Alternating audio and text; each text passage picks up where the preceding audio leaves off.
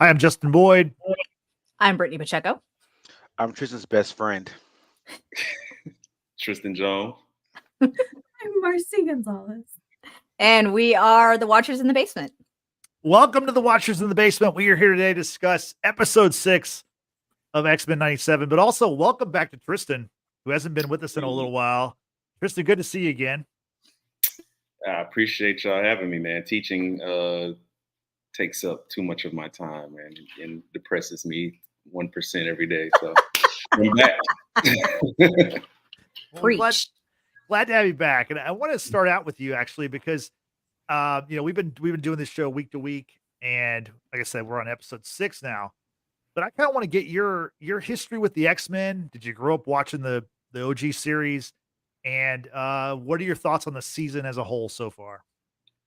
So I kind of start present and working my way back. I was excited about X-Men 97 when I saw, a bunch of the trailers and, a bunch of the promo stuff beforehand, which is odd because I have very little history with the X-Men. I wasn't a comic book reader as a child. I was more of a, SI for kids, right. The SI Sports Illustrated pipeline. So that was kind of my bag as a kid.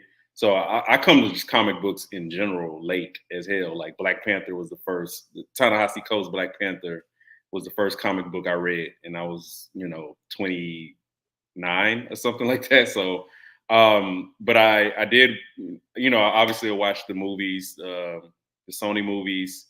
I also watched the Days of Future Past, the newer version of the X-Men.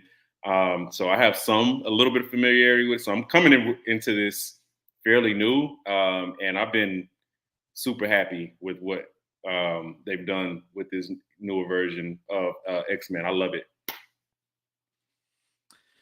Well, that's good because we've enjoyed it as well. Let's get to episode 6. Episode 6 titled Lifedeath Part 2. Marcy, I'll start with you. What are your thoughts of the episode? Sorry, there is a huge spider on my desk, and I'm trying to concentrate and just seeing it crawl away. God. It took me a couple seconds to just kind of realize what was happening because I turned the show on and I was kind of sleepy. So I was like, I'll just start episode 6. But I was like, what the fuck are we doing in outer space? Who are these people? I have no clue what's going on. So I had to turn it off and watch it the next day when I was awake. So good episode overall. But again, it did take me a couple seconds or minutes to just kind of acclimate myself to what was going on, who these people were. We see the return of Charles Xavier. So that was really exciting. And then just some space racism, which is, interesting, I guess. And, I guess you can't ever escape racism, whether it's in the Milky Way ghetto Earth or, other places. Yeah, well said. Brittany, what are your thoughts on episode 6? I gotta say, this show has been like 5 for 5, prior to this episode, because I just wasn't really digging this episode in particular. What kind of bothers me is the jumping around of storylines. Like, I know we have a lot of characters to cover. I know we have a lot of different stories to cover. It's just kind of like this particular episode following the fantastic mid-season finale, as we, kind of call it here. I was just let down a little bit because, like, you end with that last week, and then you come back to this, Storm story, which I love Storm. Don't get me wrong. No disrespect. The Charles Xavier thing, which is also cool in the sense of, like, we get to see him again. We kind of already knew that was going to happen at some point. Mm-hmm. But the placement of this episode after what happened on Genosha, Gambit and company, it's just like, I don't know. I was just really let down with it because it's a little jarring, a little bit of a whiplash. And I felt like I was maybe missing something, and I was telling Frank this off screen the other day that I know that all these stories obviously are going to bridge together. We're, gearing towards what will be a 3-parter finale, spoiler. But for me with this episode, I wasn't entirely digging it. There are moments that I think are highlights, But overall, for me, it's the lowest for the season thus far. Yeah, I see what you're saying. I'm kind of in the same boat, but Frank, I want to get your thoughts on it first. I fucking loved it.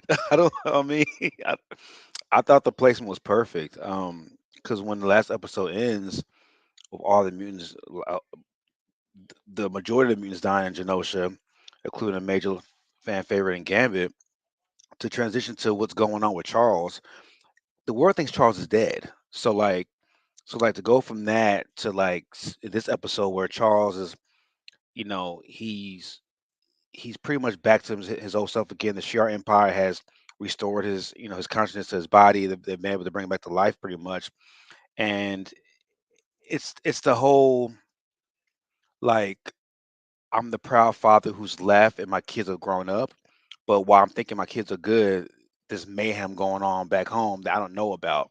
So from that standpoint, I thought the placement was perfect because the timing of it too makes sense because Leandra loves him.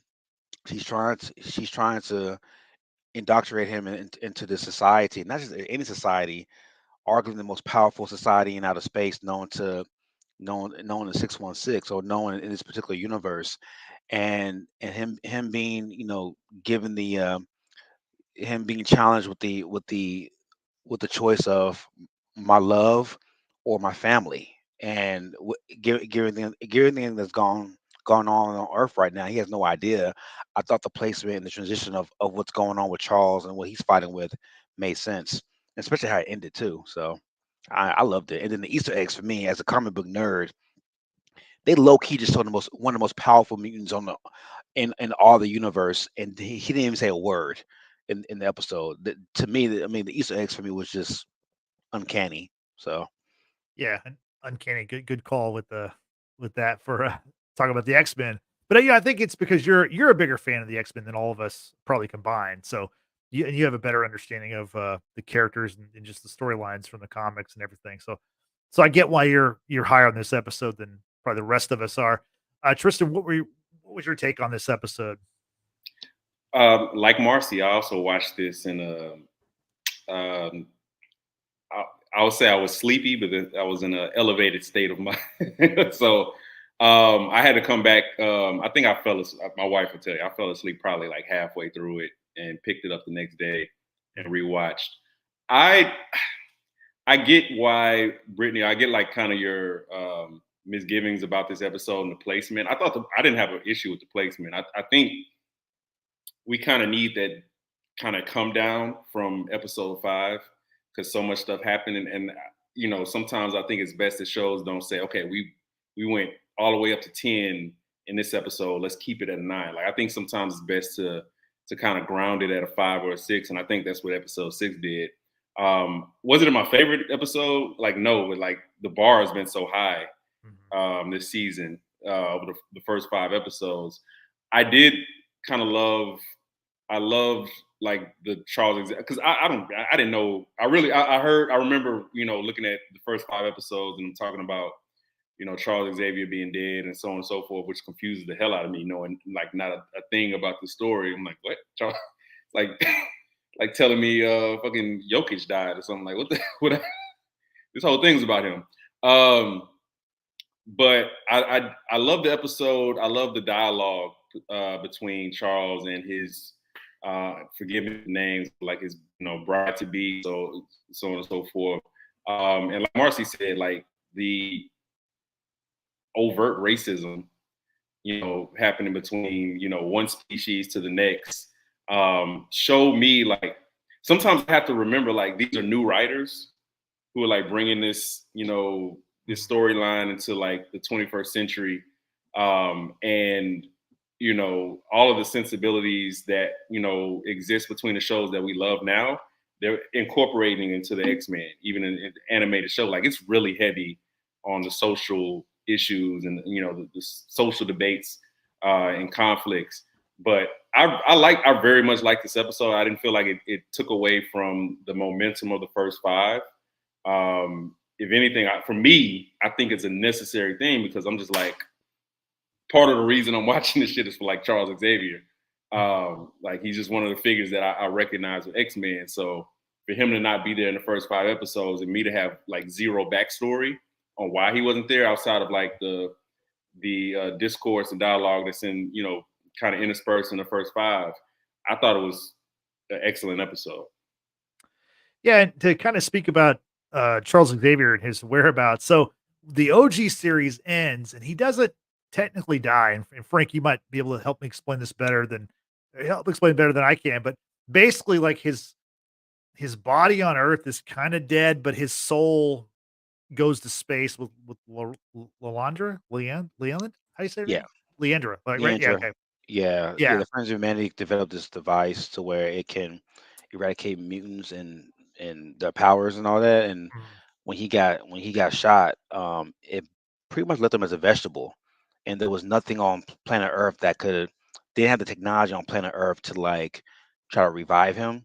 So in this finale, he's believed to be dead, to be in this permanent like in between stasis. So Leandra and the Shi'ar Empire comes in the in the series finale, what we thought was the series finale, and they take his body to outer space, to their space dwelling.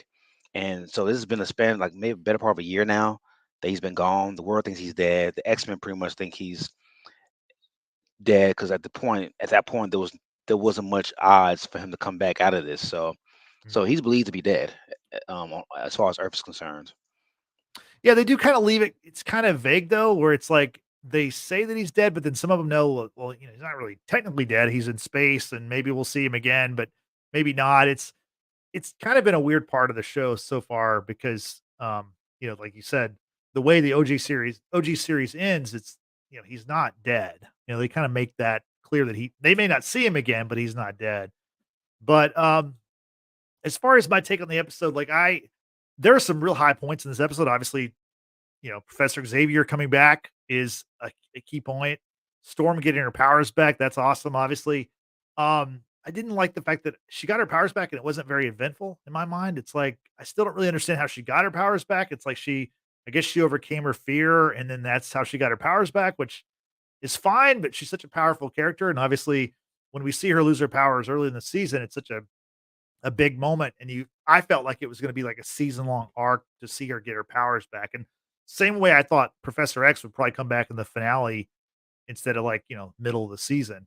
But my main issue with this episode is, and I mentioned this with the original series, I'm just not a big fan of the X-Men in space. I just think it just doesn't work for me. Like not that the X-Men are grounded characters per se, like Batman or something, but like I do like when they're using their powers on Earth. Like it just makes more sense when they're, facing, you know, different villains or adversity in this world. So not a big space guy for the X-Men, but I don't think you're a big space guy much these days.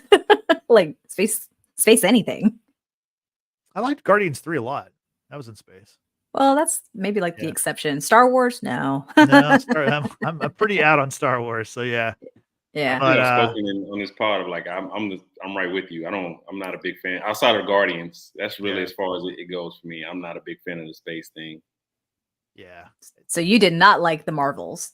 That's a I stopped watching it probably about 45 minutes through, and I've never picked it up. So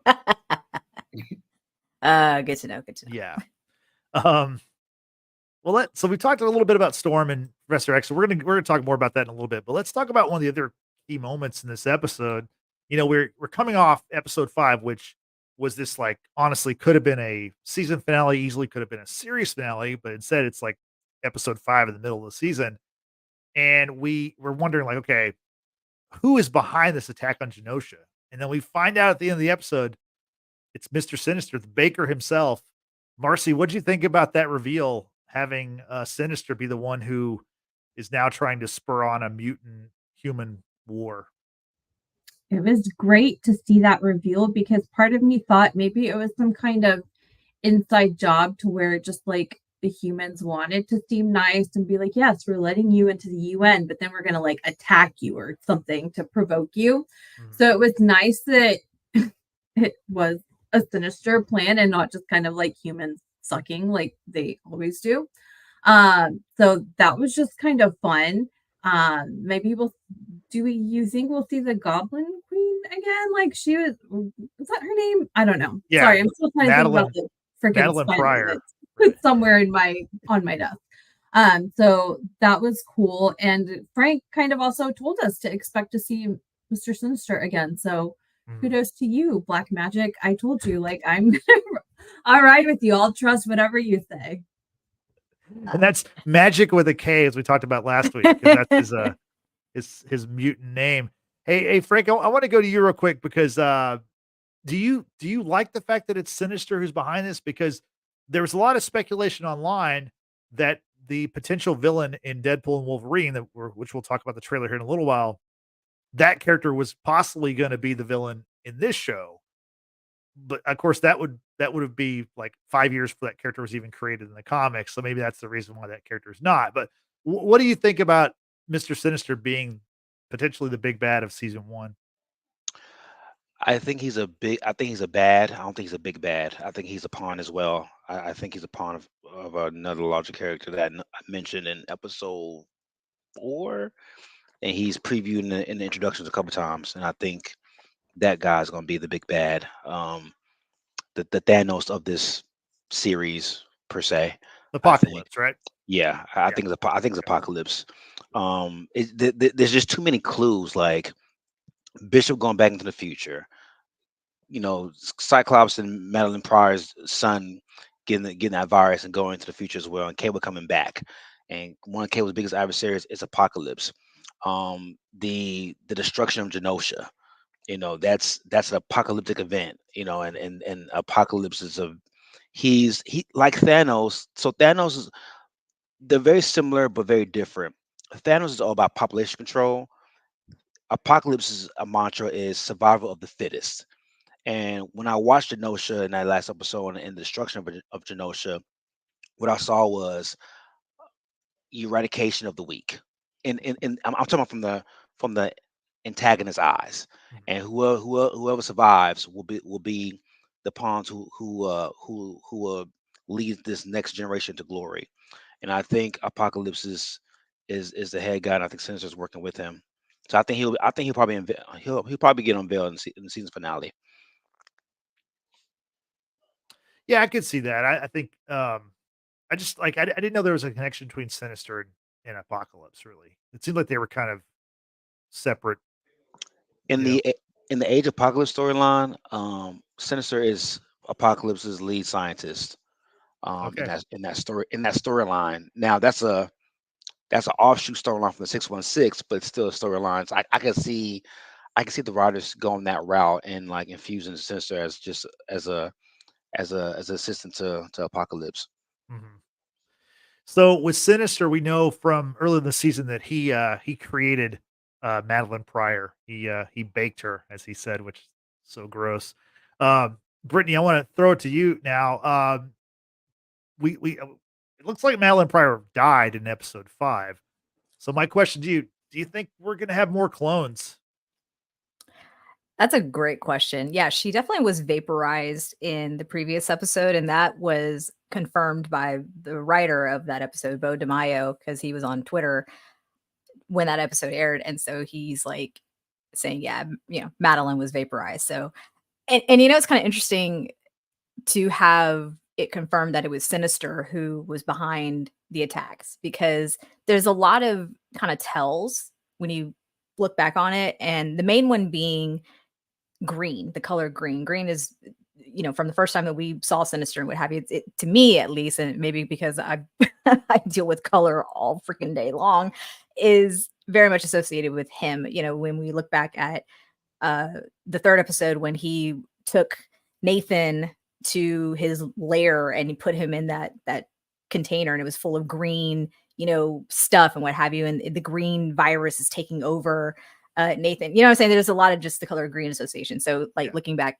hindsight, it's like, oh, duh, should have associated that. However, the explosion itself. Yes, exactly. Right. So very, very well thought, just not good of me to not have picked up on that. But anyway, I don't know if we'll see more clones. Are you asking specifically that of Jean Grey / Madeline Pryor, or maybe some other people?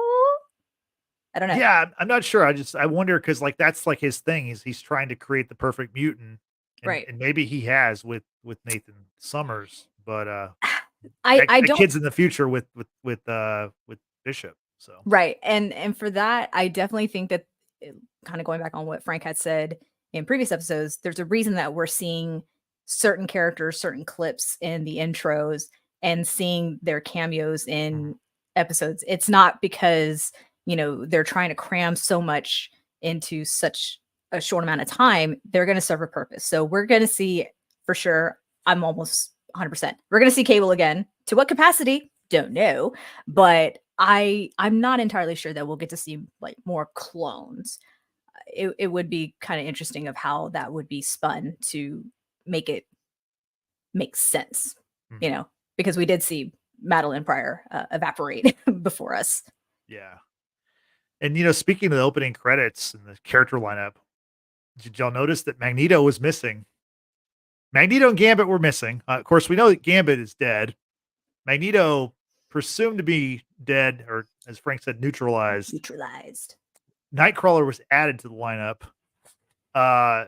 Tristan, I want to get your thoughts on Magneto. What do you think he's gone?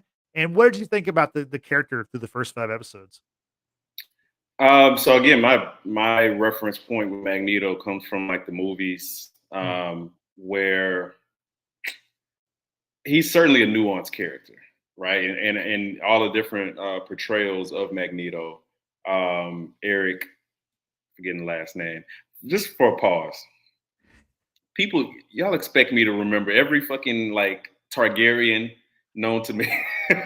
Yes. I need to also yes, we do. I also need to know like the fucking Detroit Pistons starting lineup in 1986. Like I'm 38. Like my brain is not equipped to handle all this storage. But Eric Magneto, I will say I've been surprised by I don't even know if this is the right word, but like the altruism of his character. Like obviously he feels some level of like he owes something to Charles. Like they were legitimate friends, who had fallen out. So he, in his own way, feels like he is taking care of what Charles wanted him to do, which is take care of the X-Men. And I wouldn't trust him. I think there's sufficient reason not to trust Magneto. But he has demonstrated through words and actions that he's willing to put himself above, his prior philosophies on the X-Men, mutant human conflict, or just their coexistence on this planet. So honestly, Magneto's been one of my favorite characters. Like I'm all for complex characters. I'm all for anti-heroes. I'm all for, people who I can't really fully tell their intentions, and that means like you're doing your job well. Like I know this is an animated series. We're not talking about how well it's been acted, but like there's sufficient reason to believe that Magneto is playing them, and he's ultimately going to turn on them in the end, or turn back to being this, tyrant of a mutant that he's been in these different portrayals. There's also reason to believe that, hey, like he legitimately has love. That's one thing I've gotten from the movies. He legitimately has love for mutants, like for the mutant race, and he wants to see the mutant race progress and live and be free and safe. And sometimes that comes in conflict with humans and our bullshit. But I've been very happy with the character. Do I think he's dead? Man, I don't fucking know, man. Like this is so interesting because for all the shows that we've reviewed on this podcast, on the show, I at least have some backstory, right? Like that I can kind of come back to. I have nothing. Like I have, and it's so freeing to kind of to watch it from that sense. Like I have no idea. Do I think he's dead? I'm gonna say no, because I just think that his character is too important to the overall story. But shit, I thought Gambit was important to the story, and R.I.P. So I'm gonna say 70-30 that he's alive. And that, like Frank said, he's just kind of neutralized, but I could look like Boo Boo the Fool on next Wednesday. So we'll see. Not Boo Boo. Interesting thought as Tristan spoke, and I'm really happy that you are back talking with us because you've always got very insightful things to say, and I appreciate it. To going back to your question, Justin, about clones, what if Magneto was neutralized and captured, and that's the clone that we're going to see from Sinister? Bum bum bum. Very interesting. I don't know. If they go that direction, I don't know why. I think Marcy wouldn't be opposed to seeing more Magneto with that flowy hair. That is Mac Daddy Magneto. Rogue would also not be averse to seeing Magneto again. No. Oof. Bring him back. Bring back Gambit, damn it. Bring back my Cajun boy. We need the crop tops and the beignets. How will I survive when you've gone so far away? Good I impression. did that for you, Justin. Yeah, no, I enjoyed it. Yeah. No, Magneto's not dead. I mean, I don't know when he'll come back, but he's not dead. I always say the finale. That's just kind of my go-to. So I feel like he'll be in the final 3 episodes of the season. But and Frank, I want to get your thoughts on this because one of the theories I've read online is that before Magneto is neutralized, Leech is in front of him, and Leech, his name is Leech because he can leech powers off the person he's around. There's some thought that maybe Leech absorbed Magneto's powers and that I guess helped save him in the situation. Like that's why he was neutralized because his Omega threat powers were no longer detectable. I mean, it's quite a possibility, but I mean, I would think if it wasn't detectable from Magneto, wouldn't it have been detectable from Leech? Because the power doesn't just go away; it's just rechanneled to another person's body. It's a possibility. I think another clue for me that I know Magneto's not dead is that at the end of the episode when Charles has that psychic vision, he sees the X-Men perishing. Magneto's not in that vision. He didn't perish. Point. So Yeah. that was for me. I mean, I was about 95. I was about 90% sure when I saw that vision and he was in it. I was 100% sure. I'm like, he ain't dead. Plus, he's Magneto. He's too powerful of a character and too pivotal of a character Yeah. to just X out of the game like that. So, and I mean, even with Gambit's dead, but like again, Cable showed up. Like Cable showed up in that episode. This is the future. Bishop and Cable are two like pivotal characters that jump from timeline to timeline over and over again, and I feel like Cable is going to play a major part into reversing what happened. And Gambit will be back. I'm pretty sure. Yeah, well, we got to see him a little bit in this episode. I don't think any of us were maybe expecting that. Marcy, Shock the hell out of me. Sorry. what'd you think of the vision of the zombie giant Gambit?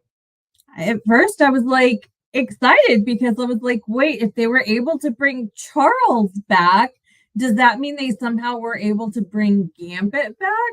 And then, like, it's his weird zombie skeleton creature thing. I was like, oh no. And then we see Charles just being like, my children, like they were drinking wine and dancing and making love. And then he falls. Like, A+ on like that drama because you could really feel that he was very distraught by what he was seeing and distraught enough to be like, no, I've got to go back home to my children and like I don't care about you, woman. Like my children need me back home. So it was sad to see Gambit just kind of reiterate that Gambit, for the time being at least, is dead and that Charles now has to live with the realization that his children on Earth weren't just kind of like thriving under Magneto's care. Like things have gone sideways. Yeah, I think the Gambit thing worked really well because for those of us who wanted like an immediate follow up from what happened in episode 5, and I kind of wish that they would have like done like, they've done a couple episodes now where it's like this episode was half Charles' story, half Storm's story, right? And a few episodes ago we had it was half Jubilee, half Storm. Like this time I could have, maybe had split it 3 ways. Like, let's get the aftermath of like what's going on with the team back in New York or wherever they're located. Let's, get Charles's thing, and let's obviously find out more about Storm. I could have used like just a little bit of an update of like what's going on with Beast and Cyclops and the crew after what we saw. But we're gonna get that. Obviously, that's probably gonna be the next episode. I would think going forward. I did mention earlier that I'm not a big fan of the space stuff. I was a big fan, however, of seeing Ronan the Accuser in this episode, because obviously, to me, that I learned about him in Guardians of the Galaxy, and the fact they used the term Terran, which I thought was great. Tristan, you're a Guardians fan. What'd you think about those kind of? I mean, they weren't nods to Guardians per se, but for people who didn't grow up with the X-Men, like that's my touchstone to those terms are the Guardians. It for me, like I was just happy that there was a name that I recognized, like outside of like the main principals, Wolverine, Yeah. Cyclops. Like I'm not I haven't lived under a rock. Like I know who those people are, but like it's like, hey, Ronan, whoa, I know that name. So like you just kind of perk up like the Leo DiCaprio meme, like, hey, I know that guy. No, it's fun. Like I'm enjoying just kind of just learning more. Like I'm gonna rewatch the OG series this weekend, and so I can like get more context, because I feel fucking ignorant like talking about this shit. But it's fun, like, because I'm just learning more through this conversation and just like some of the reviews that I've read, learning some of those backstories and things. Yeah. Like I don't know, like I'm so ignorant about which characters cross over. Like I don't know shit about shit. So like this is like legitimately fun for me. Well, so I did rewatch the entire. I mean, for me, mostly was watching for the first time. I watched the OG series a couple months ago in preparation for this show, and it's 76 episodes. So buckle up if you're gonna do all of them. But there's some really cool stuff in it. And the one thing I do like about this series and about this universe is that it's not a part of the MCU yet. Now it might be. There might be a crossover via the multiverse, but it's its own thing. There's this X-Men, they have their own Captain America. They have, like Hulk and Thor and Doctor Strange. These people make very small cameos. I think we're going to see Spider-Man from 1998, the other Fox show. I think we will see that character come up, but it's cool that it's not the MCU per se. It's this other kind of universe unto itself, and we can we see characters we know. Like, for example, in episode, the Watcher was there. The Watcher was in the sky. If you notice very briefly, obviously the Watcher is a big part of What If, and that might be. Go ahead. Was he also not in the beginning of this episode too, or was I hallucinating? Oh, if he was, I'd missed it. So I say like right in the beginning of the episode, because when we first see that battle happening out in space, against the Kree and the how do you pronounce the other people, Frank? The Shiara? Shiar, yeah. The Shi'ar Empire. Shi'ar Empire. Okay, Yeah. Shi'ar. Yeah, I want to say, unless I was just hallucinating and not on the good stuff hallucinating, I could have sworn that I saw the silhouette of the Watcher once again, watching the things that are happening out in space. And I have, so I say this openly without having been on Twitter or anything, because I was so late in watching this episode. I know I was ruining Frank's day one day by not having watched the episode. Sorry, but but I don't know. I feel like we're getting that nod, and then we kind of got some Doctor Strange sort of magic shit going on in this episode as well, in my opinion, with like Forge, and it wasn't the Doctor Strange magic directly, but the illustration of it was very similar to that of what we've seen with Doctor Strange. So what, like Justin was saying, it's not directly connected to the MCU yet, but we're getting like little nods and little things like that here and there sprinkled in. Yeah. One character that I don't think is in the MCU, or maybe ever will be, or I wouldn't say ever, but is Deathbird. That's Lilandra's evil sister. Marcy, what did you think about the sassy sister who wants to take over the throne? Bitch is racist. Like, there's that too. Yeah. Elaborate. Go ahead. Go for it. I mean, maybe like her hatred of humans is justified. I really don't know a lot about her backstory, but I mean, she refers to Earth as like, your Milky Way ghetto when Charles, is talking about just kind of marrying her sister. She's like, no, you're not going to talk us into like making your Milky Way ghetto like our home or whatever. And then she's just kind of talking about how on Earth, obviously, there are humans that are descended from simians. So she's like, Charles, like, get your freak fluids away from me. And I was like, what? However, she's an interesting villain, I guess, to watch, apart from like the crazy ass racism. She could go like toe to toe with Charles, just kind of like by the way that they were trading barbs, and so she's interesting to watch for now. But bitch is racist. Like, what is her deal? Okay, Frank, I'll ask you: is her hatred of humans justified, or is she just a bitch? It's not just her; it's the Shi'ar people in general. They look at humans as beneath them. They're like ants to them. So there's just a lack of respect of just like existence to them. When they say Terran, Terran is actually a very negative term. It means human, but it's pretty much like it's calling you a Derogatory. subhuman. Yeah, it's derogatory in a way. So, her hatred towards humans is equal to her hatred towards anybody who she fears or any species of people she feels as that are less to them. The Shi'ar ways, they're very tyrannical people. They live to conquer. And for them is that if you're less than or you're not equal to, they don't respect you and they just don't fuck with you like that. So that's where more of her hatred is from. It's just affect from a standpoint of like you're less than us. So Okay, get it. So just regular old racist, like we know humans. It's alive and well. It's alive and well in the whole galaxy, apparently. But I mean, they're weird, like bird-like creatures, but also their heads look like weird fish heads, but also like toilet bowl brushes. So I don't really know where like her high and mightiness comes from. Just come on, like no, Well, bitch. Have you looked in a mirror?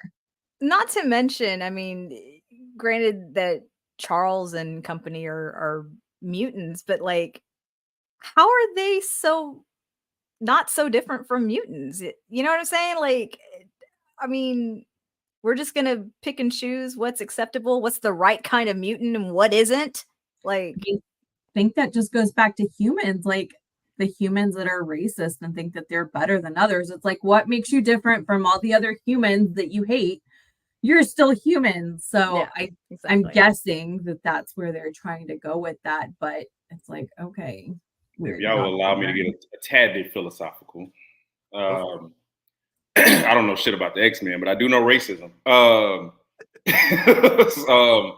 The thing that makes, I think, from each perspective, from the mutant perspective, human perspective, the Shi'ar perspective, the Kree perspective, what makes them different is their differentness. You know, it's the thing. That's the thing that makes you unique. Like if you can fly, but I can be invisible, I can convince myself that my ability to be invisible is much more valuable and makes me much more superior than your ability to fly.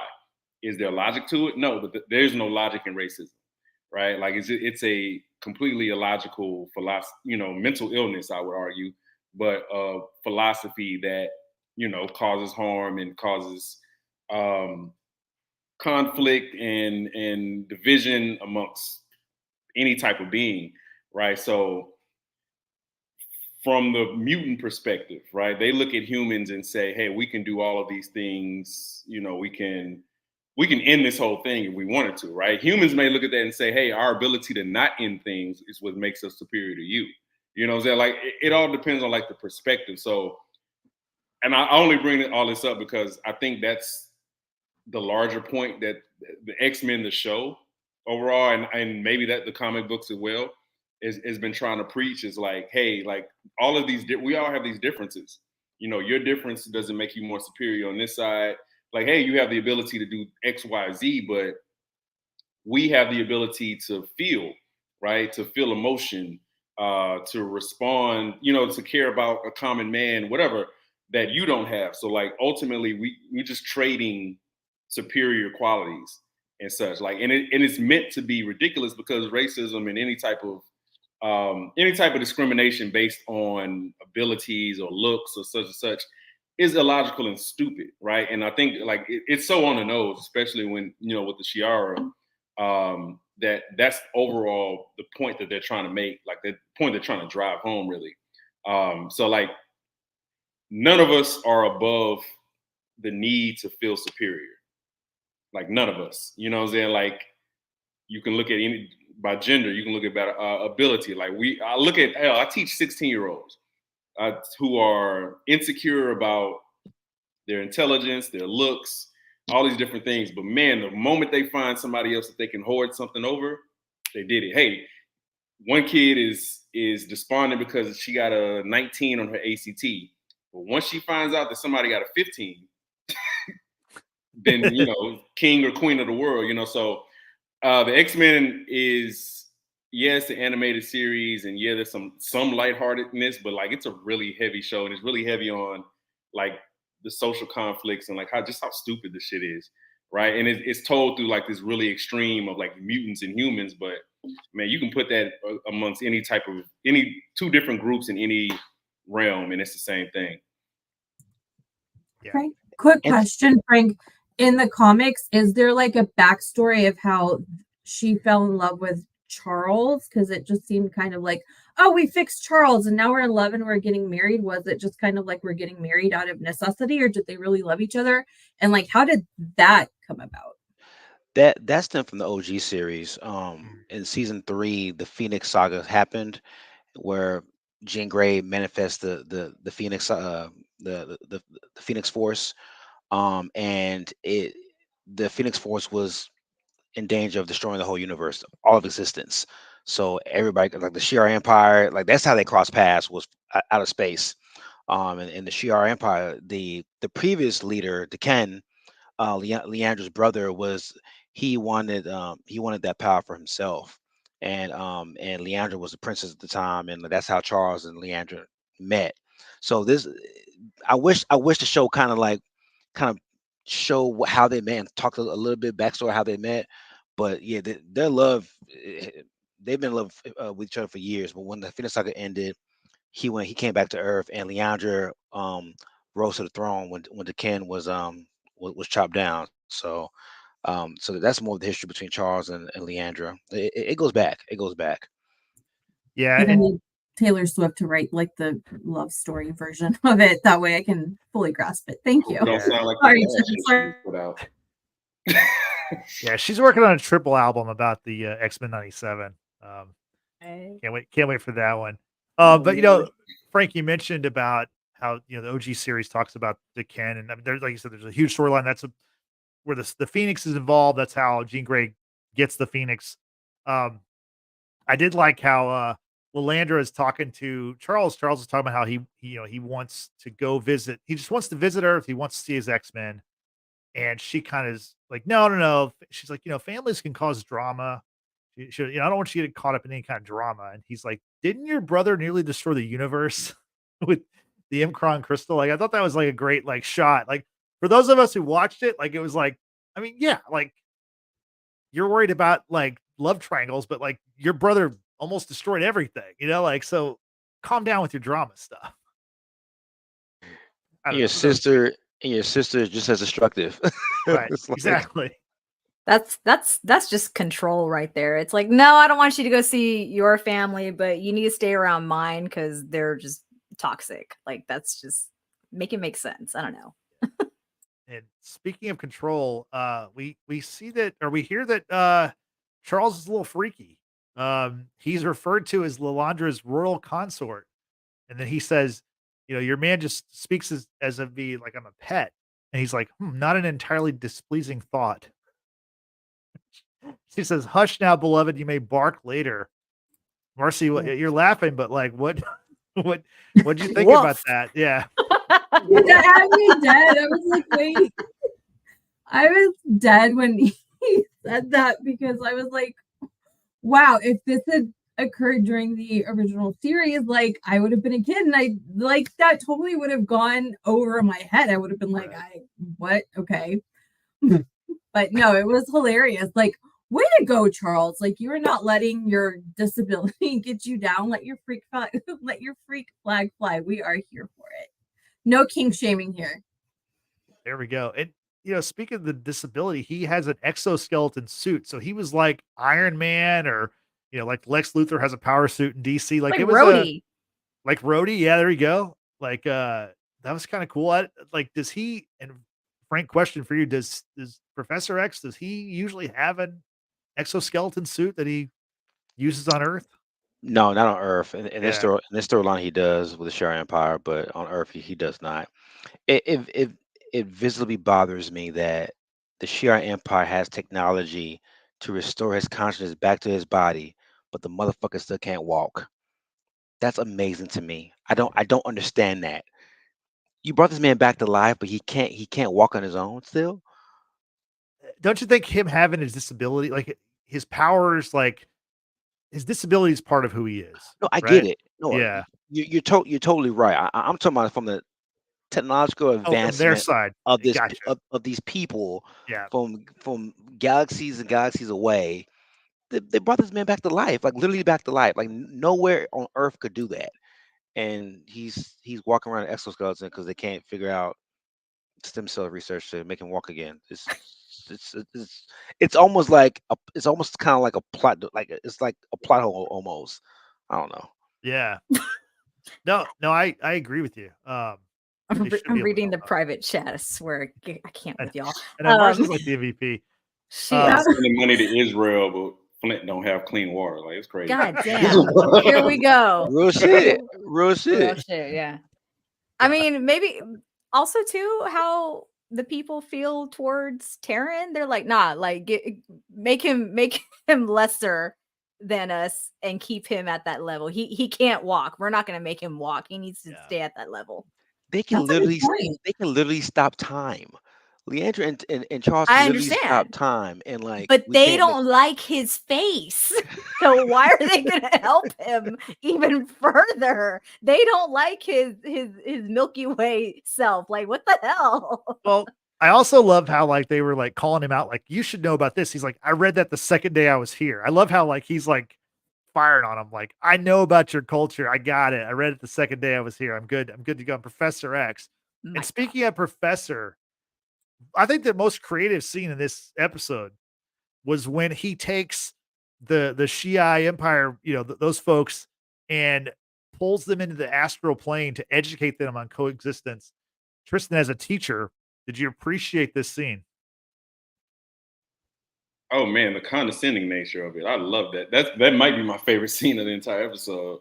And they just were all so helpless. You know what I'm saying? Like he was just putting them down at every moment. Like that's literally my teaching style. So yeah. I'm again, like Charles Xavier might be, if I'm really thinking about it, he might be my favorite character in the X-Men. I don't know, maybe it's this like pseudo Martin Luther King vibe, but Yeah. also like, well, Martin Luther King was also kind of a condescending professor as well. But like, I'm gonna say, well, yeah. Martin Luther King is also like one of my favorite humans, like ever. You know what I'm saying? If not my favorite human ever. Like, so there's parallels there that I've always found interesting. If not because like there's this inherent flawed nature in like trying to bring people together. Right? Like because it ignores a lot of logical cynicism that you kind of need to like operate throughout this world. But like I do appreciate like that stubborn nature of like, no, this can happen. Like just seeing the best of other people. And I think that's why I love Charles Xavier so much. But like he is committed to the cause of not just trying to force people together, but like trying to educate people about other people. And as an educator, somebody whose life is education in a big sense, like I appreciate that. You know what I'm saying? Even in an animated series, like I appreciate seeing that. So that was probably my favorite scene throughout the entire episode. Mhm. I do love how like the astral plane is something that Professor X taps into. Obviously, Black Panther taps into that in obviously in the MCU. We see it with Scott and Jean Grey. I like how they have this place that they can only only a select few can go to communicate or to get their point across. So that's a cool thing about the show. And I thought that scene looked amazing. I thought that was like really like a standout for the first 6 episodes. Brittany, you're nodding. What did you think about it? Yeah, no, it was a really cool kind of diversion from the episode itself. I mean, we're already in space as it is. Let's just take it a step further. Let's just take away your abilities or your control, and now you've entered into my mind. Yeah. Also, if that were to ever have been Tristan's mind, I would be scared as fuck because he's gonna hand my ass to me, and I'm gonna just have to accept it, just very much like Deathbird had to, right? She tried to stand up and say something, and he's like, "Shut up." Boop. I feel like that's how Tristan would be with me. Anyway, although my astral plane is just like a series of Caitlin Clark highlights, and oh my goodness. Here we go. Here we go. Yeah, I mean, no, that scene was really cool. I just want to take a quick second, Justin, share something in the chat. We've had King B Johnson joining us today, as well as Show Me Stacker. We appreciate both of y'all being here in the live chat. Show Me Stacker said something really funny to me, referring to Charles and Lalandra. It's like a really expensive surgery at the vet's office, and the vet just tells Lalandra, "Why don't you just get another one?" Damn, that's dark. Kind of has a point though. Anyway, so that being said, astral plane, yeah, that was really cool. And then the whole interruption of Gambit and that realization of what was happening to his X-Men while he's been away, and the very fact that, to Frank mentioned earlier, Magneto wasn't a part of it. It's just more cause, obviously, for Charles to get back to where he belongs, and that's on Earth. That's with his X-Men. You can't have X-Men without Charles Xavier, and you can't have Charles Xavier without Magneto. So, I mean, the symbolism in the classroom of when he gets the psychic vision, and I don't know if y'all noticed the globe that's on the desk burns. It just bursts into flames, and then from there on, everybody in the classroom bursts into flames. I love the symbolism there because it's for me, what that told me is that while Charles is living his life, and he's with his love, the world is burning literally and figuratively back home, and he is the key of like reversing or fixing whatever issues is going on back home. um I know we didn't talk much about this with Deathbird, but Deathbird is she's very like hesitant about her sister marrying a human, and she says something that is like, and it kind of goes back to what Tristan's talking about with the racism thing and this superiority complex and inferiority complex as well, inferior complex as well. She says to Leandra, for Charles to prove who he is, we need to wipe his memories away of everything he ever known. And it's so hypocritical for her to say that, because the Shi'ar Empire, they pride themselves on their history. They pride themselves on their family line, their bloodline, what they've been through, who they are, where they've come from. And for her to say that to somebody who she sees less than, to say, if you really love her, then forget your past. Where in reality, your past is, who you are, is tied to where you come from. So I thought that was very interesting as well when she said that. Yeah, and the fact that that's a bridge too far for Charles. He will not erase the memories of the X-Men. So that was kind of a cool way to show that he's going to get back in the game. Frank, before we move on to Storm's storyline, is there anything Easter egg wise or anything like Gladiator or the other characters out in space, the Shi'ar Empire, that you want to talk about before we talk about Storm? I do. I really do. In the opening scene, when the Kree are being under attack by the Shi'ar Empire, and they pretty much wipe the floor with them. You see a guy in a blue and red suit. His eyes is lit up. His left eye is lit up. For those who don't know, that is Vulcan. That is Cyclops and Havoc's brother. You've They talked about him, yeah. I have, yeah, I talked to him Yeah. about a few weeks ago. He's literally one of the more powerful beings in the planet, like in the universe, in all the multiverse. And for the writers and the creators to place him in that scene, and he doesn't say a word, have the comic book community like upside down. Like this is like this is like one of the most powerful beings, and he didn't say shit. And like he's in the Imperial Guard with the Shi'ar Empire. And there's been comic books where like he overtook the Shi'ar Empire and became its leader, and so on and so forth. But to dive a little bit into the character, when Cyclops and Havoc are kids on the plane, where Cyclops and a father and mother are believed to be they're believed to be dead.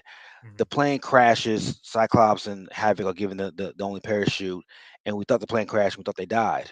Well, later on, I think in '04, issue came out, the Vulcan series, where Cyclops' mother was pregnant, and they didn't know.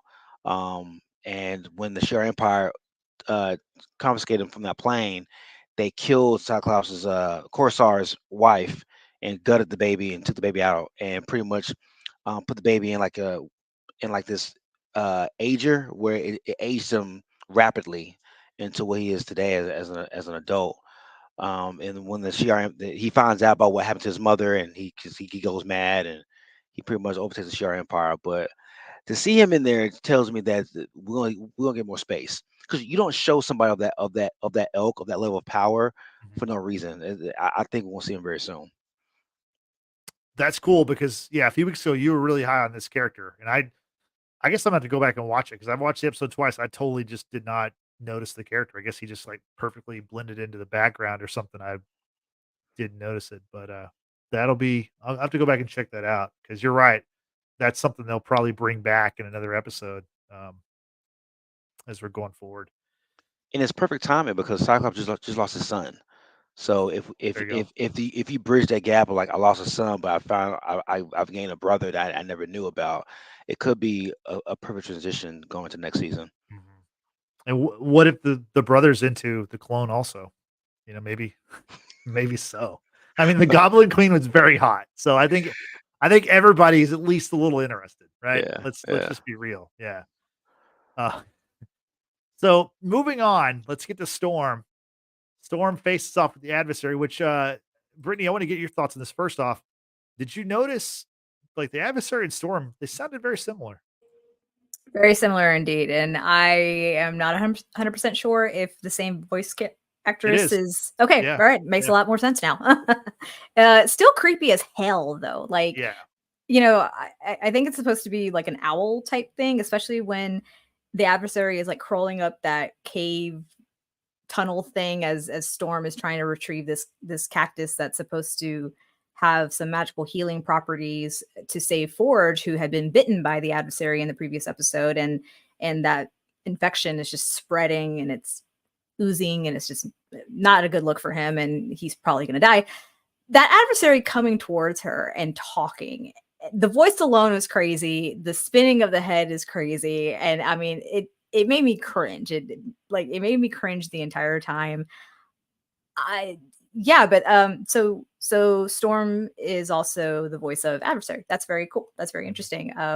Yeah, because there's that one point Adversary is echoing something back to Storm when she had a conversation with Jean about wondering what it would be like to be human.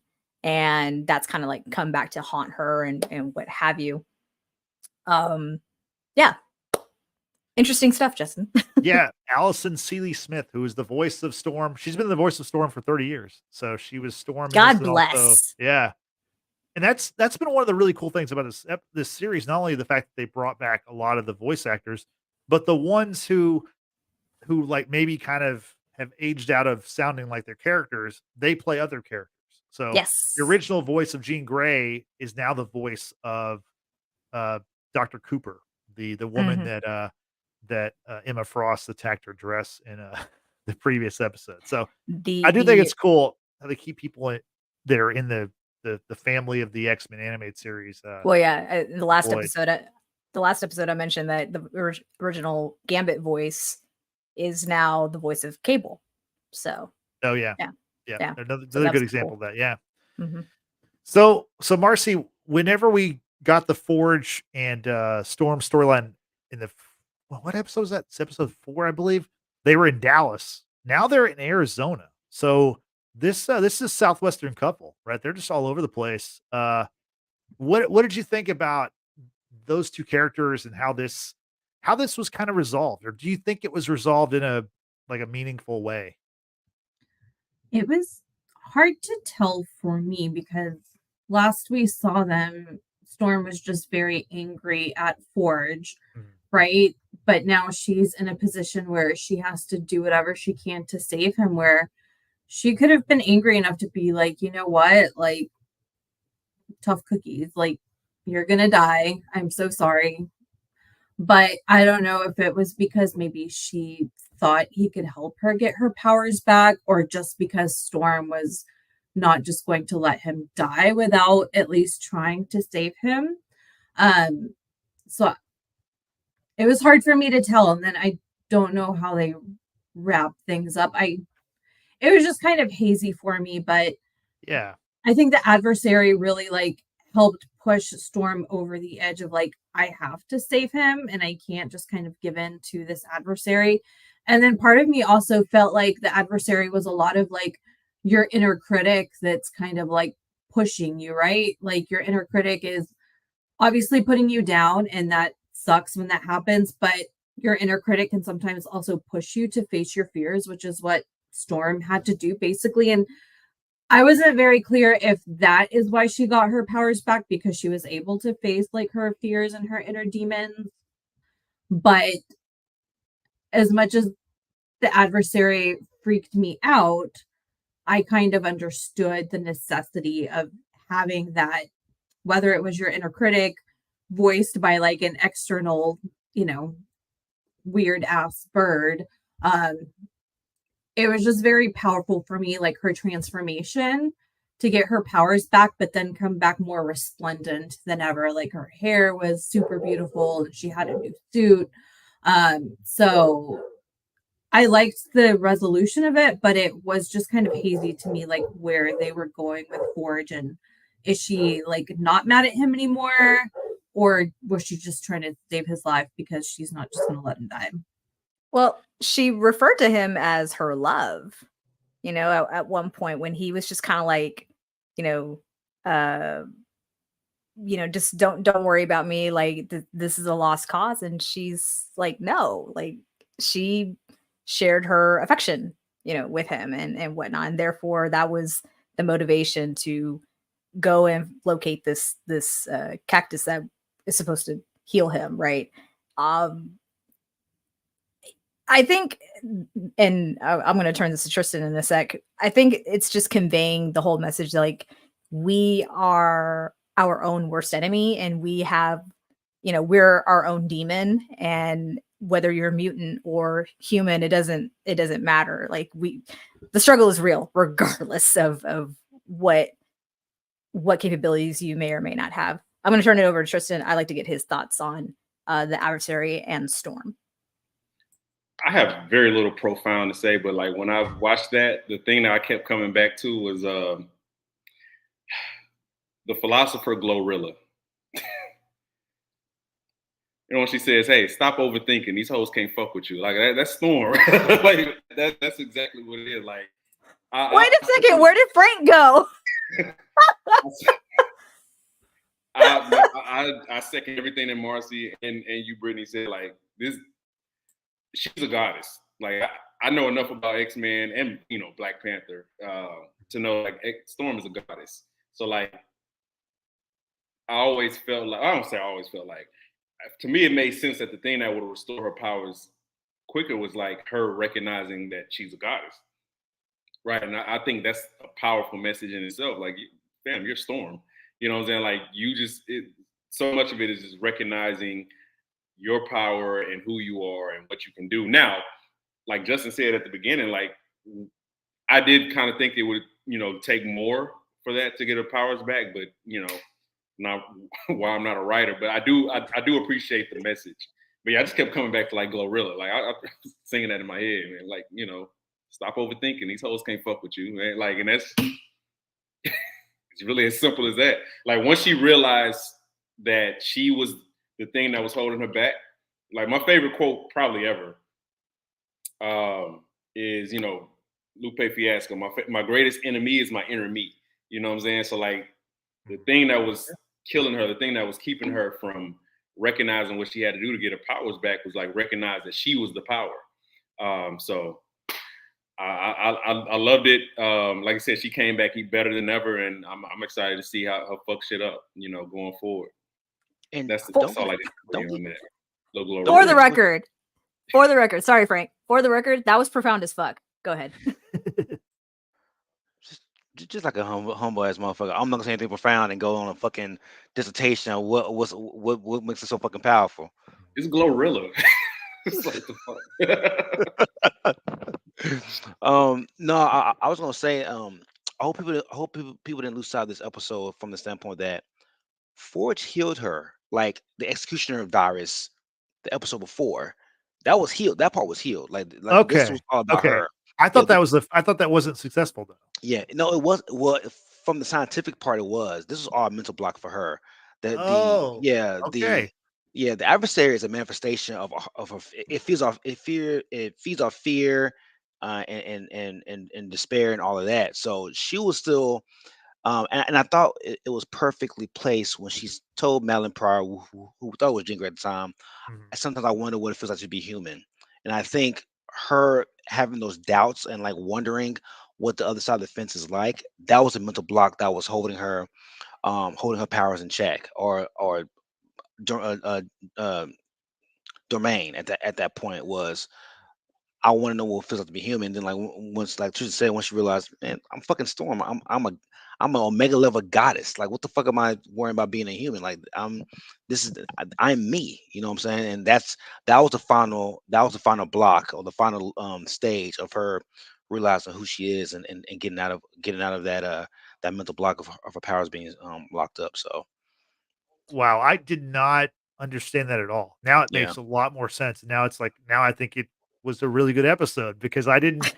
Well, I mean, honestly, with Storm and her powers, I thought it was going to take some kind of weather event for her to get her powers back. And I don't mean that as a joke. I meant like literally, like I thought the thunder and lightning would have to strike her, like a la the Flash movie, which everyone should watch, by the way. Like I thought there was going to be some kind of like weather event that would trigger her to, again, unleash her inner self, and she gets her powers back. But that's pretty good way to get there. I just I didn't pick up on it. If only sorry, Frank, real quick. If Magneto were only there to tell her, have kind of angst, don't be afraid, she would have been healed. She would have been healed.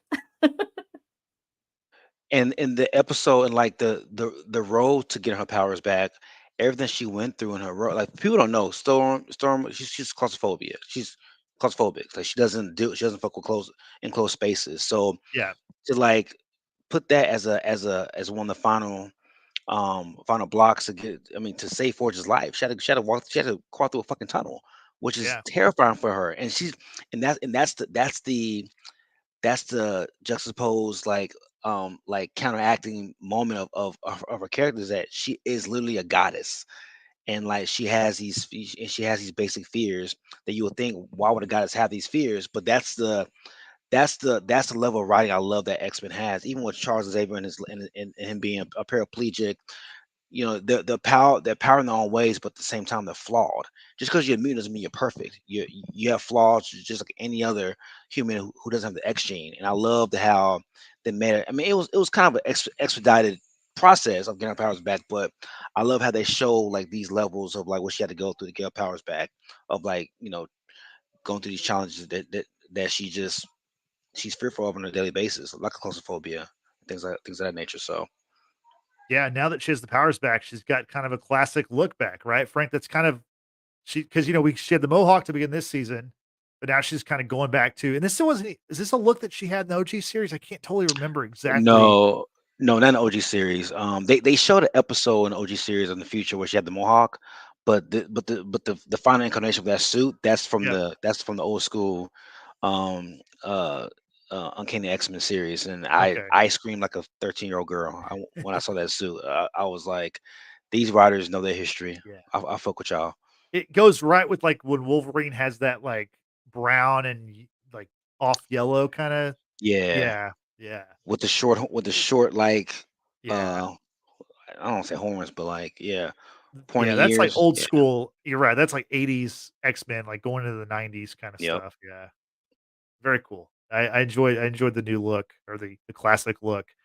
Uh, Frank, a question that I'll pose to you because I'm not sure the rest of us might know this, but um, Brittany mentioned before about how we saw Forge use some like Doctor Strange type magic. And he had like the ring going. It looked very much like Doctor Strange. Forge says he learned magic from his mother. Who is this? Do you know who his mother is? Do you think we're going to see this character in the series? I don't. I know he's a Cheyenne Native American. That's where his people are from. But I don't know his mother. I don't know his mother per se. Like, is Okay. she? Yeah, I know the family. The witch doctors in that Cheyenne tribe. Mhm. And his mother was a witch doctor. But I don't know her. I don't know if if she's gonna play like a prominent role in this series or not. I doubt it. Yeah, the symbol on the book to me appear to be more Native American culture as opposed to like whatever Right. is taught at Bleecker oh Street. Bleecker Street. Sure, yeah, we'll go with Bleecker Street. That works. I couldn't think of the place at wherever they were in the Doctor Strange movie. Darn. Camertage. Thank you, thank you. Good There- lord, the struggle is real, y'all. Look at me. Look at you knowing Yeah. your MCU stuff. I'm so There we proud of you. go. Yeah. Yeah, the book, the symbol on the book appear to be more like southwestern, like native to a Native American tribe. So, and I was just gonna say, there's so much lore within Native American culture and histories that they have like their own magic that they can call upon. So, to me, I think it would be more of a nod towards his heritage as opposed to like Doctor Strange kind of thing, but that's not to say that they can't like overlap to a degree. Like it all maybe come from the same source. It's just how it's wielded is and Yeah. where it's coming from is what's different. We're all the same people. Yeah. So to kind of wrap up this episode, after what happened in episode 5, I think it's nice that the X-Men kind of got a shot in the arm of having Professor X come back, Storm get her powers back and come back. Just want to kind of go around the horn with everybody, starting with Tristan. How do you see these two characters now being reintegrated into the X-Men? Because Storm is one of the leaders, and Professor X, they're his X-Men. So, like, how do you see that kind of playing out? There's only 4 episodes left this season. We know there's going to be a season 2, but what do you kind of forecast for the return of Professor X and Storm? Wow. With Professor X, I mean, I'm more interested in like how he reintegrates himself back. Like what is the shock level as not just, the X-Men, but just shit the world comes to see that he's not dead. And like, what does that mean? What is the power dynamic between him and Magneto whenever Magneto reemerges? I think Storm's reintegration is going to be much more like seamless. Like that's family. Like she essentially took a hiatus, a a boo vacation. So I think that'll be much more seamless. But I think with Charles, it's much more like the geopolitical aspect of it. Like, what does this mean now for mutant and human relations? What does this mean with he and his relationship between he and Eric? I'm as curious as anybody. Like, I don't really have answers or even speculation. I'm just kind of here for the ride, to being honest. Yeah. Marcy, same question. How do you see them rejoining the team? And like a little like side question, in the first couple episodes, Storm was very tight with who we thought was Jean Grey, but that turned out to be the clone. Yeah. What do you think will happen when she learns that was the clone and old Jean is back or the original Jean is back? That's a good point. I didn't even think of that. I think, and I love Tristan's answer. I think obviously Storm now getting her powers back, she's obviously going to go back and do whatever she can to help the X-Men. Um, I don't know what that means for her to find out that was the clone. She might be conflicted, but I think she's done enough work in this episode to be like, okay, like I'm strong enough to not let that conflict me or, feel some type of way about it or let that get in the way of what I need to accomplish to help the remaining mutants. So I think obviously she's just going to snap back. Charles, like Tristan said, I think it's going to be different. How does he reincorporate himself? How do mutants take that he's alive? They might be like, why did it take you so long to come back? What are humans going to think? But then also to kind of go along with the parallel of kind of MLK, like very nonviolence. Let's all get together. Like we can all, work together and we're all the same. How does that shift whenever all of most of your children, have been killed? The mutants have been killed. Does that make him lean more into kind of like Malcolm X philosophy where it's like, no, like by any means necessary, like we do not have to like fuck with these people, like they are causing real harm to us? Or does he lean more into like, no, we still have to like all get along and be caring and like kill them with kindness? So it'll be interesting to see what that does to him. Yeah. Yeah, no, good thoughts. Brittany, same question to you. What do you see happening with the return of Storm and Professor X? Storm, I think, is gonna just fall back in line. I think kind of echoing what everyone else has said. I mean, she was made co-leader with Cyclops for a reason. That woman can carry herself and the team just fine. Sometimes we all need a sabbatical away from our jobs, and it's kind of necessary. You need to come back renewed, refreshed, what have you. She's coming back feeling awesome. Yeah, so I think she's just gonna be fine. I kind of feel, because of the progression of where we are in the season, I'm not going to say they're going to gloss over Charles' return and everyone's going to be like, oh my God, great. Like you're back. We really need you right now kind of situation. But I feel like it's not going to be that very in-depth, like, why were you gone for so long? We really needed you. How could you let this, you know what I'm saying? Like, I don't think it's going to like really pan out that way. But with the idea that Magneto is gone, I wonder if Charles is going to like change his ideals that he once, held onto so strongly, and then kind of maybe shift to that perspective of Magneto, kind of like what Marcy was saying, having like that, oh no, they can't fuck with us anymore. We've got to, do something about this. We got to hit hard. We got to get hit fast. Yeah. I'm here and I'm like the most powerful mutant or one of the most powerful mutants to exist. Y'all are going to like wish you were ever been born, kind of thing. It'd be interesting to see like if that were to happen. I highly doubt that's going to happen because it is Charles Xavier after all. I don't know. I like the little shake up a little bit just because of the very fact that he was away for so long. Maybe he's got guilt. He doesn't know how to channel that guilt. He doesn't know what to do with it, and that's why he's just gonna like fuck things up. And I don't know. It'd be interesting to see that happen. Yeah, no, I agree with you. Frank, I'm gonna give you the final word on this. Talking about the return of Storm and Xavier. I know you're a Cyclops guy, and we're kind of seeing Cyclops. Scott Summers he's not Breaking Bad per se, but he's teetering, right? Do you think Professor X's return after Professor X chose Magneto over Scott, his like favorite son?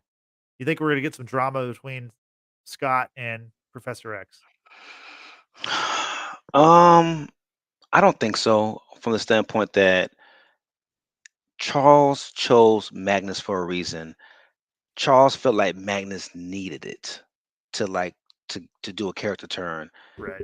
Charles doesn't see Cyclops as being a leader, saving Cyclops, but I think he saw Magnus being leader of the X-Men, saving Magnus, and what his life's work and his life's ideology has been towards Magnus, which he's denied pretty much since the day he left the X Mansion, because they co-founded the X-Men together. But I think Charles bet his life on it that Magnus would change his ways if I'm not here anymore, and he was right. I mean, you saw in episode 2, Magnus had a chance to let the whole UN down, literally, and he didn't do it because of Charles's promise, Charles's word, and Charles's faith in Magnus. So I think it wasn't because he had doubts in Cyclops' leadership. It was more so he wanted Magnus to see the light, whether Charles was there or not, and that's why I think Cyclops will understand that once. And if Charles has to explain to him, I'm sure he will. And I think Cycle will be just fine. Understood. And we've been saying Magnus a lot the last few minutes. That's one of his names. That's part of his, like, it's Charles calls him that. So just heads up to Brittany. I know you're curious about that. So My bad, yeah, Eric. Thanks Eric for Lesher. being discreet, Justin. You jerk. well, for those listening and watching who may have not heard that, but he's been called Magnus in this series, like a couple episodes before. Or I guess that's more pillow talk name than common knowledge. Okay, Well, fine. Charles called him Magnus in this episode too, and he's like, I Yeah. don't want to forget because I have a good friend, Magnus, that I definitely would not want to forget. So that's interesting if that's a pillow talk name. Quick question, Listen, Frank. we Does don't know. Charles know about Magneto and Rogue? He doesn't. He doesn't. One thing about Charles, with their very confusing relationship that he has with with Eric, Magnus, Magneto, Lesher, with massive magnetism, is that as powerful as Charles is, he never pierces Magneto's mind. Even when Magneto has his helmet off, he doesn't want to read his mind. There's a level of respect there of like staying out of his head. So whatever that Magnus had going on with Rogue back in the day, he doesn't know about it. No, well, in the comic books, he didn't know about it until later on, but he might know about it in the show version. Who knows? But no, he kept a very safe distance from reading Eric's mind, unless like Eric was attacking the X-Men and the world depended on him, like using him as a puppet to get away from danger. But other than that, he never pierced his mind, so he didn't know about Rogue and Magnus in that fashion. Well, I'm guessing he'll find out about it Yeah. probably pretty soon. Frank, before we close it out, is there anything else you want to talk about from this episode that we didn't get to?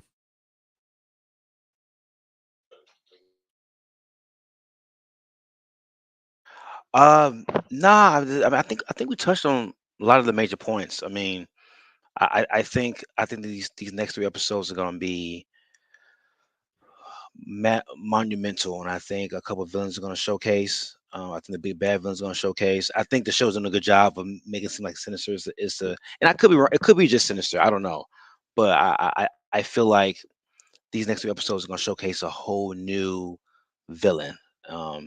So, nah, I'm pretty pleased with it so far, and I think we touched on everything that we need to touch on. Very cool. Okay, so let's move on to the next item. Deadpool and Wolverine. The official trailer dropped yesterday. Did everybody get a chance to watch it? No? Yes. Oh yes. Tristan, did you watch it? I saw like half of it. Okay. They were at the bar, and I didn't see the whole thing. It was on Twitter, but yeah, so most of it. Well, okay, Yeah. let's start off. So, Brittany, I'll go to you first. What'd you think about the trailer? Let's fucking go, man. There we Like go. it's so good. I cannot wait to see Ryan Reynolds, Hugh Jackman on screen together with as their characters and just like fucking shit up. Let's fucking go. That's all I have to say. Let's fucking go. Yeah. Frank, what are your thoughts on the trailer? Well, we talked about this, Justin, at work today, man. I'm fearful, bro, because the trailer was perfect, and if the movie is anything less than great, I'm gonna be so fucking pissed. Because everything that trailer had, everything that I wanted, it was funny, the action, the odd couple vibe between Wolverine and Deadpool, the villain, everything was perfect. If it's anything less than what I saw from the trailer, I'm gonna be so highly fucking pissed. There's no way this movie's bad. This is going to be incredible. This is going to be the biggest movie of the year, easily the biggest movie of the summer. It comes out July 26th. I can't wait.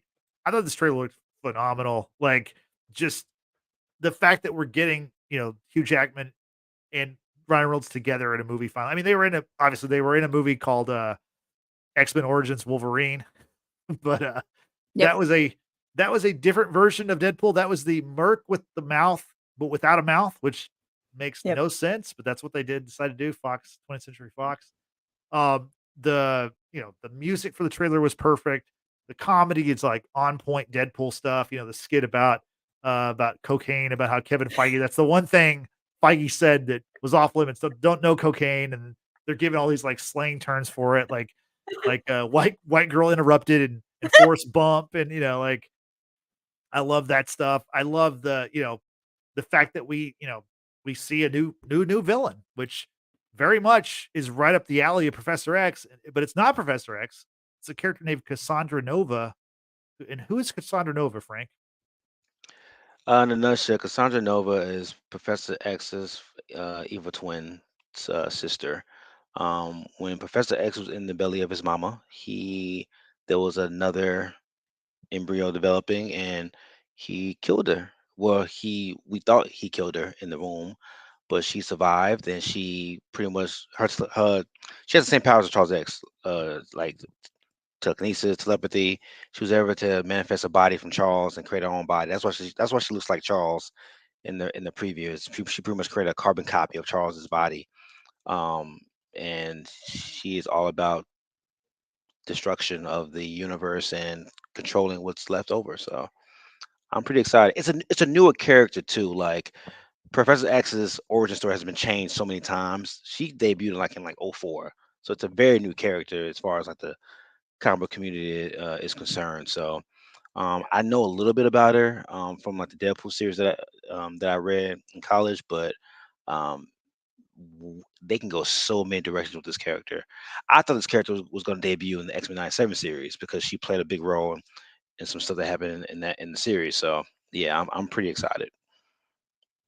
Yeah, and speaking of new characters, we also see Paradox, which Marcy, I know you didn't get to see the trailer, you haven't watched it yet, but our guy Tom Wamsgam from Succession, Matthew McFadden is playing this character. Interesting. Yeah, so you've got to check that out. He's a TVA agent, a la what we saw in the Loki series, um, the Time Variance Authority for people out there that don't know what the TVA means. It looks like he is tasked Deadpool with finding a Wolverine who is down on his luck, who apparently let his universe die or let all his family die, and we see this Logan coming to grips, and he's down on his luck, and he's at the bar, and Wolverine or Deadpool recruits him, and it's just like this looks so good. I mean, this is like what I mean, incredible dialogue. We see while Deadpool's recruiting him, you like my universe is on the line. And he's like, and like, how to do this. You were an X-Men. You were the X-Men, talking about Wolverine, which, he's the most popular character of the X-Men by far, one of the most popular characters in comics. So really strong dialogue, great jokes. Tristan, I know you saw like half of it. What stood out to you from what you saw? Tom Wamsgam, whatever the fuck. Wamsgam, yeah. Yeah, look, from the little I saw, like I'm just interested in like the conflict and like how I'm not the biggest Deadpool fan. I think I've said that, but like I'm excited about this movie because I've always like messed with Wolverine. So I'm just excited. I don't really have any insight. Sorry. No, that's okay. That's okay. There's quite a few Easter eggs that I noticed, and Brittany and Frank, I want to get y'all's thoughts on these. Did y'all notice the giant Ant-Man / Giant Man head? Did y'all notice how when it opened, there were teeth there? So we're led to believe that an Ant-Man, maybe one that died at the hands of Kang in Quantumania, is the corpse that these characters are now making their headquarters. I did What do you not think catch about that. that? I didn't Oh, catch yeah. that. No. Yeah. Go back and check that out. There's a giant Ant-Man, like it's Giant Man, because obviously giant Ant-Man can do that. Pretty cool stuff. We also see what I think is Red Skull's car from Captain America: The First Avenger in the Void, which the Void is like this wasteland that the TVA cast stuff in the void when they don't fit into certain branches anymore. Brittany, was there anything else you noticed that you wanted to highlight? Oh, from the jump was the 20th Century Fox logo. You know, Yeah. the whole logo, the 3D version of it is, you know, buried in the sand. It's kind of like a nod, like a fuck you to Yeah. to that, which I think is hilarious. Yeah, because as y'all were talking, I'm like rewatching it and trying to find, you know, frame by frame, you know, these things, and you know, we get some familiar faces. Of course, we got Negasonic, teenage. What's her name? Frank, go for it. Oh, you don't know? It's Negasonic Teenage Warhead, I think. Warhead, yeah. Okay. And Yukio, her and girlfriend, Yukio, her girlfriend, you know, lovely, love that. But obviously the iconic yellow and blue Wolverine suit, you know, which plays very well into obviously us covering the X-Men 97 series. Yep.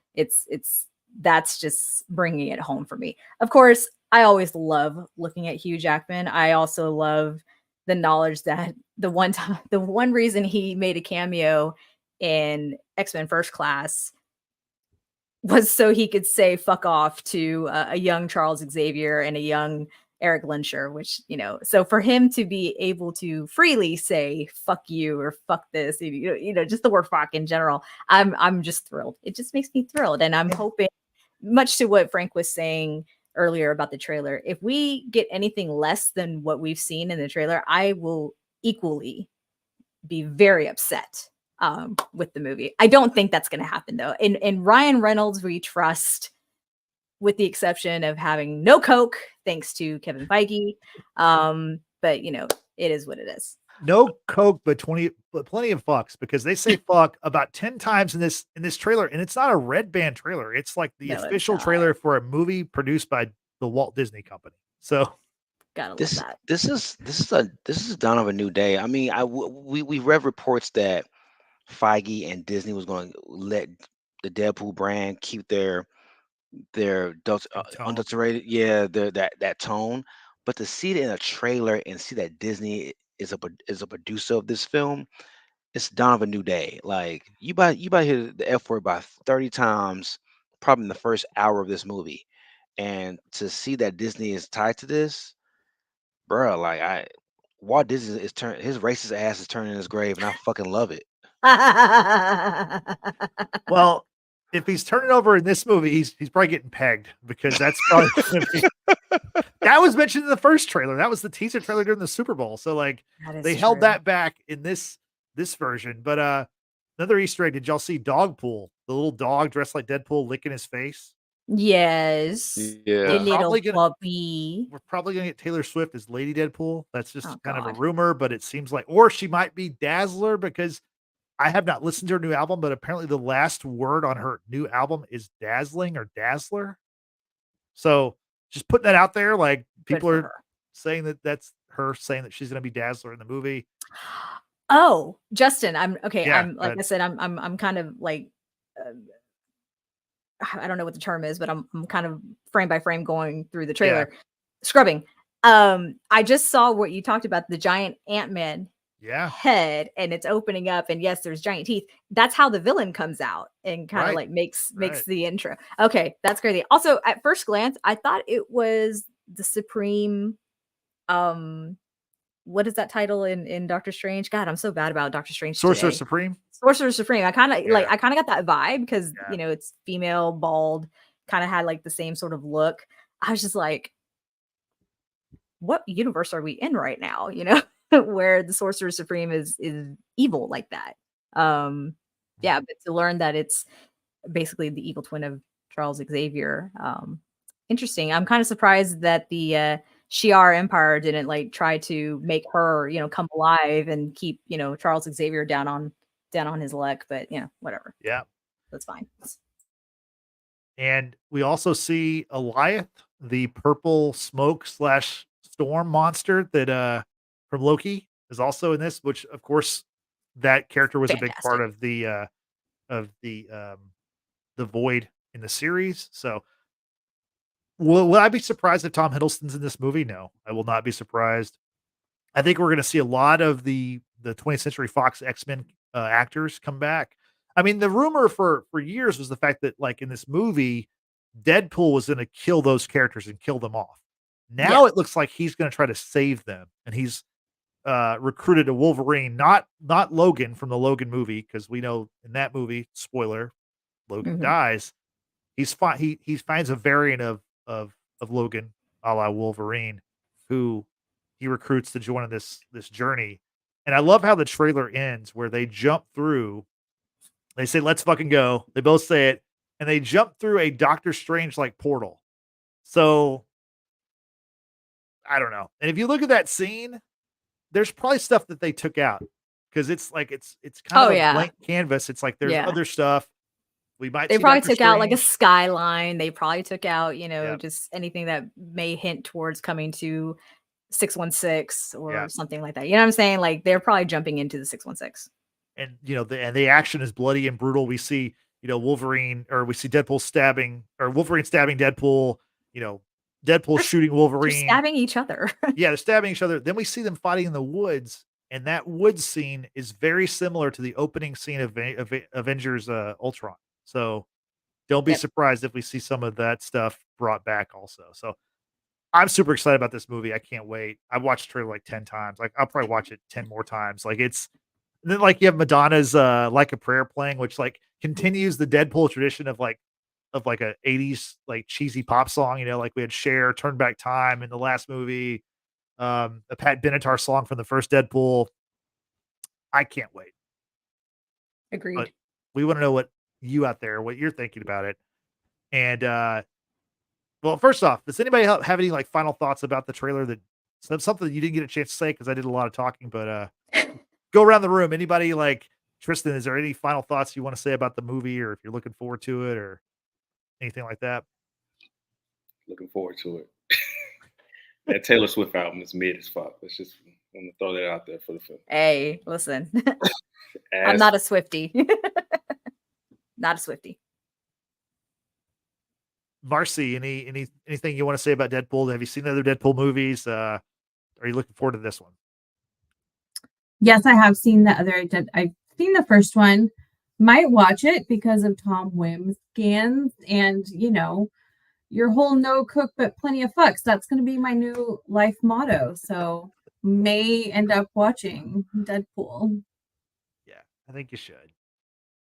Brittany, anything else you want to mention about that trailer? Let's fucking go. That's it. Fucking That's my motto. Let's fucking go. Frank, final word. Deadpool and Wolverine, July 26th. I'm gonna give me some uninterested white girl and have a blast. I'm joking. No, it's White Girl Interrupted. That's what they White call Girl it. Interrupted. That was the other. Never mind. Moving on. I love that Blind Owl made the transition to the MCU. That's the character I've always wanted to see. Like, I want to see, Blind Owl and Bruce Banner hang out. Why not? Maybe that'll happen in the future. But now this looks so good. This looks so good. And I don't think the movie's actually done. I think they're still working on it because all the strikes and stuff. So, but what we've seen so far from the two trailers they've released has been, and the two trailers also. Final thing I'll say, they're both very different. There wasn't a lot of repackaged footage shown in the two trailers, so it's all. No. And the first one was great. This one was even better. So I'm sure we'll get one more trailer before the movie comes out late July. But I don't need it. I'm ready. I'm ready to go. I'd go see it tomorrow if I could. As long as they don't do what most movie trailers are doing these days, and that's revealing the best parts of the movie in the Right. trailer, as long as they don't do that, we're solid. I've got no qualms with anything.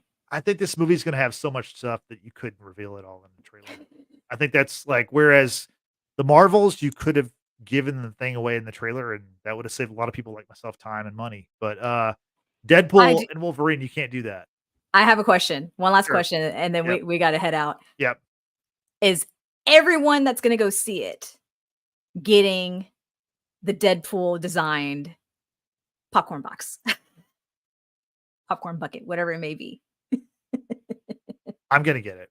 You're gonna get it. Yeah. Even if it's got the dune kind of like the sandworm and the anyway. Especially if it has the Dune sandworm. Yeah.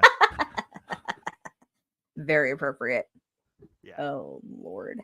So anyway, that's now you know what we think about X-Men 97 and the Deadpool and Wolverine trailer. We want to know what you think about it. And Brittany, how can people tell us what they think? Hey, we always encourage everyone to join us here in the live chat, just like King B Johnson did, and our new follower here, Show Me Stacker. We also had a brief hello from Christian and McDorks. Appreciate y'all being here. But yeah, once again, join us on the live streams. And don't forget to subscribe. We're actually very close to 300 subscribers, y'all. We're at 296 at time of recording. So that is awesome. Thank y'all so much for the love and support. We're now entering season 6 of The Watchers in the Basement. That's right. We've been doing this for going into our 6th year. So subscribe, like this video or like this live stream if you've enjoyed it, and also hit that notification bell. That way you know the next time we will go live, which will be tomorrow. Actually, we'll be talking about Justin. The 5-year anniversary of a little movie called Avengers Endgame. We're going to hit you with our top 5 moments from what I think is the greatest superhero movie of all time. Maybe the greatest movie of all time. Ooh. Go back and watch that movie. A lot of great scenes in that movie. So please join us. Yeah, so join us tomorrow for that Endgame live stream as we're talking about our favorite moments from that movie. I would love to hear what y'all have to say in the live chat. So again, subscribe, join us in the live chat. Also, follow us on social media. That's Facebook, Twitter, Instagram, and Threads, all at Watchers Basement. Use that same hashtag to help grow our audience. Send us memes, send us articles, send us things that you like for us to check out, and we'll add it to the ongoing list. And lastly, we have audio podcasts available to you on Apple Podcasts and Spotify. Be sure to give us a follow over there and give us a 5-star rating. Thank you, Brittany. I appreciate it. So for Brittany, for Tristan, for Marcy, and for Frank, I'm Justin saying thanks for watching. Thanks for listening. We will see you next time. Have a good night. Bye-bye.